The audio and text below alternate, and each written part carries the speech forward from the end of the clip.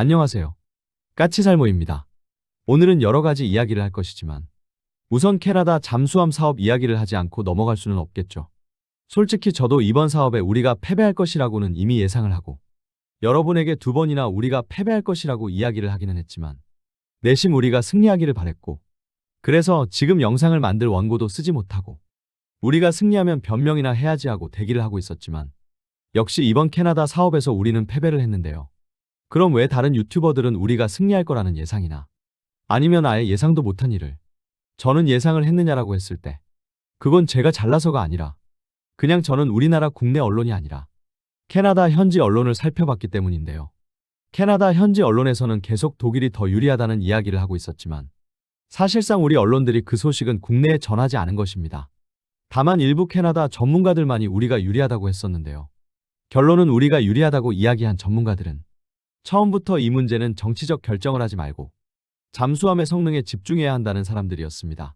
한마디로 말해서 캐나다 내 전문가들도 캐나다 정부가 정치적 결정을 할 것을 걱정한 건데요. 결론은 그러나 전문가들이 걱정을 한 대로 이번 사업은 캐나다 정부에서 정치적 결정을 했고 그래서 끝내는 우리가 탈락을 한 것입니다. 이건 우리가 어떻게 해볼 수 없는 문제라고 생각이 들고요. 솔직히 저는 이번 사업을 보면서 좀 짜증이 난 게 우리가 이 사업을 따기 위해서 투자한 투자금 때문에 짜증이 납니다. 우리는 이번 사업을 위해서 정말 많은 노력을 했고 그게 다 공짜가 아닙니다. 다 돈이 들어가는 것입니다. 캐나다 현지에 잠수함을 보내고 심지어는 캐나다 현지에서 대대적인 광고를 하는 등 우리는 여러 가지 활동을 했고 이게 공짜가 아니라는 점에서 정말 화가 나는 거죠.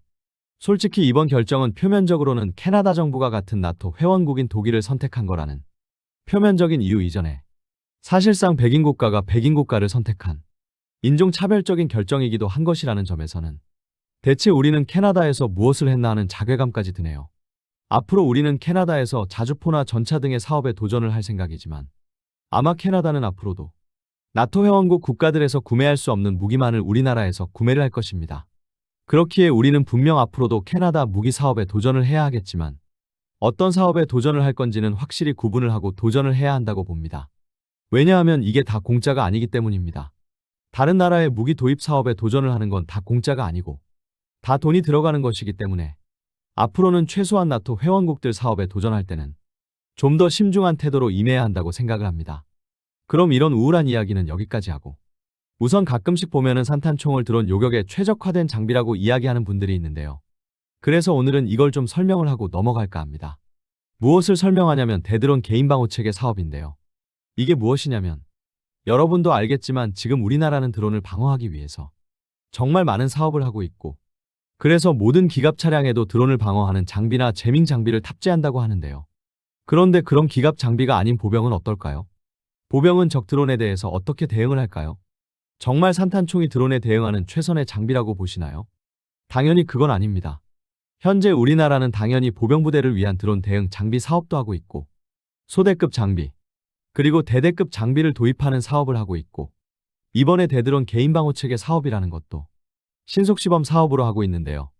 당연하지만 솔직히 산탄총을 드론을 향해서 발사하는 것도 어디까지나 산탄총을 들고 있는 병사가 드론의 존재를 알고 있을 때의 이야기입니다.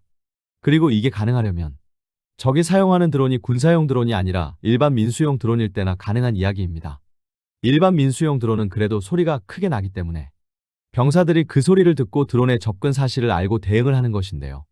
그런데 문제는 적이 사용하는 드론이 민수용 드론이 아닌 군사용 드론이라면 당연히 병사가 소리를 듣고 드론이 접근하는 걸 판단하고 산탄총을 발사하는 건 불가능합니다. 그리고 또 우리나라에서 개발되고 있는 소형 드론들 그러니까 대표적으로 풍산의 동축반전 드론 같은 걸 보면 목표 상공에서 일정 고도 이상의 높이에서 목표에 폭탄을 떨어뜨리고 상대적으로 높은 고도에서도 정밀한 공격이 가능할 것을 요구받습니다. 그렇게 높은 고도에서 공격을 하는 이유는 역시 적 보병이 드론의 존재를 파악하는 걸 막기 위해서입니다. 그래서 대부분의 경우 우크라이나 전쟁처럼 민수용 드론이 대량으로 사용되는 경우가 아닌 적이 군사용 드론을 대량으로 사용하게 되면 보병은 아예 적 드론이 접근하는 사실 자체를 파악조차도 하지 못하고 드론의 공격을 받게 됩니다. 그래서 가장 중요한 건 바로 적 드론이 접근하는 것부터 파악하는 것이고 그래서 우리가 개발하는 대드론 개인보호 체계는 기본적으로 보병이 입을 수 있는 웨어러블 형태의 조끼 형태나 아니면 등에 메고 다닐 수 있는 배낭 형태의 RF 탐색기를 가장 기본 장비로 하고 있습니다. 한마디로 보병이 레이더를 입고 다닌다고 보시면 됩니다. 그리고 이 장비는 기본적으로 드론 제밍 장비와 하나의 세트로 구성되며 여러분도 많이 보셨겠지만 보병이 사용하는 총처럼 생긴 드론 제밍건을 많이 보셨을 것입니다. 그러나 이 장비도 마찬가지로 적 드론이 접근한다는 사실부터 파악을 하는 게 기본이기 때문에 아무리 보병이 제밍건을 가지고 있다고 해도 적 드론이 접근하는 사실을 파악하지 못하면 아무런 의미가 없습니다. 그래서 대드론 개인 보호 체계에는 아예 드론 제밍 장비도 같이 통합이 되어 있고 여기에 적 드론이 제밍 장비에 의해서 제밍이 되지 않을 것을 대비해서 공용화기로 대드론 화기를 보병에게 지급할 계획이라고 합니다. 물론 보병에게 지급되는 드론 대응용 공용화기가 어떤 건지는 정해지지 않았지만 바로 이때 산탄총이 사용되는데요. 이때 사용되는 산탄총도 일반 산탄총은 아니고 보통은 일반 산탄총보다 총열이 길고 그래서 사거리가 좀 더 긴 형태의 드론 대응 전문 산탄총이 보급될 것입니다. 여기에 더해서 과거의 웃음거리였던 보병의 소총에 의한 대공 사격술도 다시 부활할 가능성이 높은데요. 한마디로 여러 명의 보병이 하늘을 향해서 소총 사격을 해서 드론을 요격하는 기술인데요. 그런데 당연하지만 보병이 사격하는 소총도 그냥 일반 5.56mm 소총탄을 사격하는 게 아니고요. 드론 대응용 소총탄이 따로 있습니다. 이걸 처음 도입한 건 우크라이나이고요.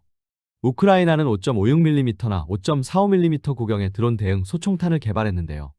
이 탄의 구조는 소총탄 안에 5개의 구슬이 들어있는 형태이고 한마디로 소총에서 발사하는 산탄총 같은 형태입니다. 그래서 보병이 대드론 사격을 한다고 해서 일반 5.56mm를 사격해서는 명중할 가능성이 거의 없고 이런 대드론 전문탄을 개발해서 배치를 해야 하는 것입니다. 현재 우리나라에서는 드론을 대응하기 위해서 소총탄까지는 아직 개발하고 있다는 이야기는 듣지 못했고 아마 드론 대응 병사에게 드론 대응용 산탄총이 배치될 것입니다.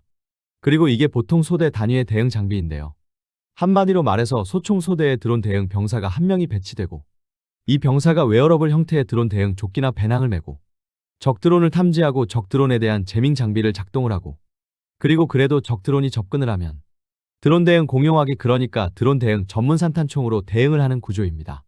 그래서 지금 이 사업이 이번에 신속시범 사업으로 지정되어서 사업을 진행하게 되고요. 당연히 대대급이나 그 상위 부대를 위한 드론 대응 장비를 도입하는 사업도 진행 중입니다. 결론은 보병이 드론을 대응하는 데 있어서 가장 중요한 건 우선은 적 드론이 접근하는 걸 최대한 빨리 발견하는 것이고 사람이 소리를 듣거나 눈으로 찾는 것으로는 절대로 적절한 대응이 불가능합니다. 그래서 입고 다니는 레이더까지 등장하는 것입니다.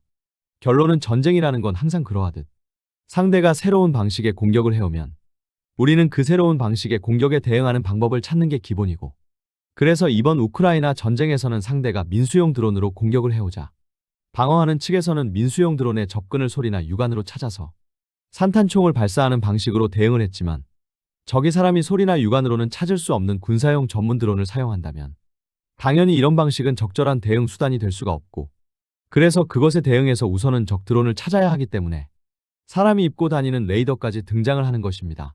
그리고 이번에 인도네시아에서 프랑스의 스콜팽급의 강제 절단식이 있었는데요.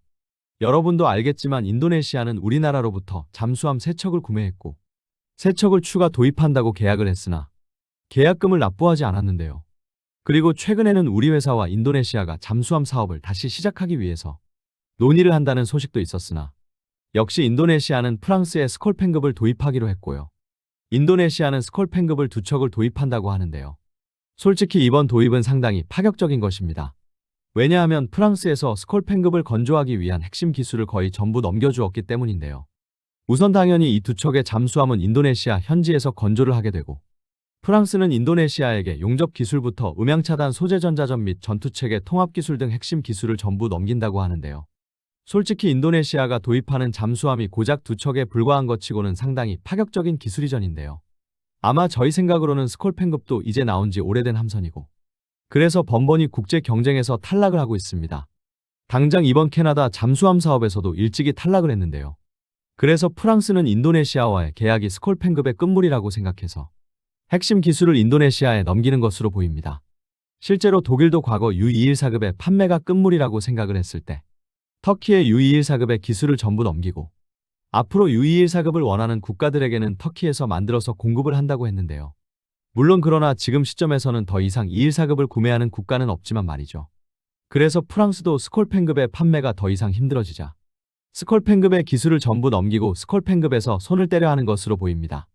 참고로 이번에 프랑스가 판매하는 스컬펜급은 AIP 기관은 없는 것으로 보이고 리튬 배터리만 탑재되는 것으로 보이는데요.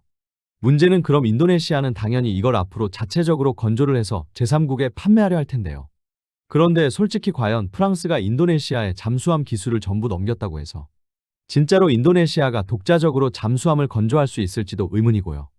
또 하나는 과거 독일이 우리나라의 잠수함 기술을 넘겨서 경쟁국을 만들었다고 비판했던 프랑스가 인도네시아의 잠수함 기술의 핵심 기술을 넘긴 이유도 의문이기는 합니다. 분명 스콜펜급이 우리로부터 공급하는 나가파사급에 비해서는 가격이 월등하게 비싼 잠수함이지만 제가 보기에는 기술 이전 항목만 보면 인도네시아의 이번 계약은 성공한 계약이라고 생각이 들고 다만 과연 인도네시아가 이 기술을 정말로 활용할 수 있을지는 좀 더 지켜봐야 할 문제라고 보여집니다. 그리고 이번에 비제한국의 김민성 님이 재미있는 기사를 올렸는데요. 무엇이냐면 여러분도 아시겠지만 LIG는 과거 UAE를 위해서 수출형 대전차 미사일을 개발했고 지금은 이 기술을 UAE 현지 기업에게 이전해주고 UAE 현지 기업은 UAE 정부와 공급 계약을 체결한 상태인데요. 그런데 이번에 LIG에서 이 수출형 대전차 미사일을 바탕으로 하는 대드론 요격 미사일을 공개했다고 합니다. 여러분도 알겠지만 미국은 과거 헬파이어 대전차 미사일을 활용해서 드론을 요격하는 시험을 하기도 했고 또 그레이 이글 무인기에서 헬파이어를 발사해서 무인기를 요격하는 시험을 하는 등 대전차 미사일로 무인기를 요격하는 걸 개발하거나 배치하고 있는데요. 지금까지는 국내에서는 대전차 미사일로 무인기를 요격하는 시험이나 개발은 없었습니다. 왜냐하면 아직까지는 우리나라에는 무인기 요격용으로 사용하기에 적합한 대전차 미사일이 없었기 때문인데요. 당장 현공 대전차 미사일은 사거리가 너무 짧았고 청검 대전차 미사일은 유선 유도 방식인데다가 미사일의 속도도 너무 느렸습니다. 그나마 무인기 요격에 가장 적합한 대전차 미사일을 굳이 찾는다면 우리 중고도 무인기에 탑재되는 그 기밀무기 한국형 브림스톤이 있기는 하지만 이 미사일은 이제 막 개발되었고 아직 그 발사 수단인 중고도 무인기가 실전 배치도 되지 않았기 때문에 우선은 중고도 무인기에 배치되어서 실전 배치하는 게 우선일 것입니다. 그래서 사실상 우리나라에는 무인기 요격용으로 적합한 대전차 미사일이 없었고 그래서 대전차 미사일로 무인기를 요격하는 걸 개발할 수가 없었는데요. 그런데 생각을 해보면 수출형 대전차 미사일은 무인기 요격용으로 사용하기에 상당히 적합한 미사일이었습니다. 우선 이 미사일은 우리의 주력 장거리 대전차 미사일인 청검처럼 유선이 아닌 무선 방식이고 그래서 당연히 청검에 비해서는 속도도 빠르고 사거리도 12km 정도로 더 길며 무엇보다도 가격이 청검은 고사하고 현궁 대전차 미사일보다도 더 저렴하다는 점입니다. 그래서 LIG는 이 미사일을 개조해서 무인기 요격용으로 사용하려고 하는 건데요. 보니까 다른 건 거의 건들지 않았고 단지 무인기 근처에 접근하면 폭발하는 근접신관만 추가로 탑재하고 여기에 미사일에 탑재된 비냉각 적외선 시커로 무인기를 포착하고 공격하는 AI만 추가로 탑재한 것으로 보입니다. 그래서 지금 LIG는 수출형 대전차 미사일을 기반으로 무인기 요격 미사일을 개발하고 있는데요. 현재 이 미사일은 해외에 수출을 목적으로 개발되고 있는 것으로 보이고 생각을 해보면 이 미사일에 사용되는 방식을 우리 비공에도 그대로 사용할 수 있는데요. 왜냐하면 이 수출형 대전차 미사일과 우리의 비공은 둘 다 비냉각 적외선 시커를 주력 시커로 사용하고 있기 때문입니다. 우선 우리 비공은 적에게 발사를 하면 관성 항법장치에 의해서 목표 근처로 날아가고 그리고 목표 근처에 도달하면 비냉각 열영상 시커로 목표를 포착하고 공격하게 되는데요. 수출형 대전차 미사일의 유도 방식은 목표를 발견하면 발사를 하고 데이터 링크로 목표 근처까지 유도해주고 그럼 비공과 마찬가지로 비냉각 적외선 시커로 목표를 포착하는데요. 문제는 LIG에서는 레이더 시커가 아닌 적외선 시커로 목표를 포착하는 AI 알고리즘을 이 미사일에 탑재를 했고 그래서 데이터 링크로 목표 근처까지 가면 AI에 의해서 적외선 시커로 목표를 포착해서 목표 근처로 접근하게 되고 그럼 목표 근처에 가면 근접신관이 폭발해서 목표를 공격하게 되는데요. 바로 이 비냉각 열영상 시커로 적의 드론을 찾는 AI를 비공에 탑재하고 여기에 비공의 근접신관만 탑재를 해주면 비공도 똑같이 드론 요격용으로 사용을 할 수 있는 것입니다. 물론 비공에는 수출형 대전차 미사일처럼 데이터 링크는 없기 때문에 당연히 사거리는 줄어들겠지만 그렇다고 해도 LIG가 이 수출형 대전차 미사일에 적용한 비냉각 적외선 시커로 적드론을 찾는 AI 알고리즘은 비공에도 똑같이 적용이 가능할 것으로 보입니다. 아니 어쩌면 원래 LIG에서 비공으로 적드론을 요격하는 걸 이미 개발하고 있고 이 수출형 대전차 미사일은 그 비공의 기술을 적용한 게 아닌가 하는 생각도 들긴 하는데요. 그래서 이 수출형 대전차 미사일을 통해서 같은 비냉각 방식의 적외선 시커를 가진 비공을 활용한 드론 요격 가능성을 보게 되는 것 같습니다. 물론 이 수출형 대전차 미사일이 비공에 비해서 사거리도 더 길고 그리고 파괴력도 더 높기 때문에 아무리 우리가 비공으로 드론을 요격하는 걸 개발한다고 해도 이 미사일도 도입하는 게 좋다고 저도 봅니다만 그래도 비공을 활용한 드론 요격 가능성을 보게 된 것만으로도 반가운 게 아닌가 합니다. 오늘은 캐나다 잠수함 사업에 우리나라가 탈락을 해서 별로 기분이 좋은 날은 아닌데요. 그러나 확실한 건 우리는 앞으로도 수많은 사업에 도전을 하게 될 것이고 그리고 그 사업들에서 우리가 채택되는 것보다는 탈락하는 경우가 더 많을 것입니다.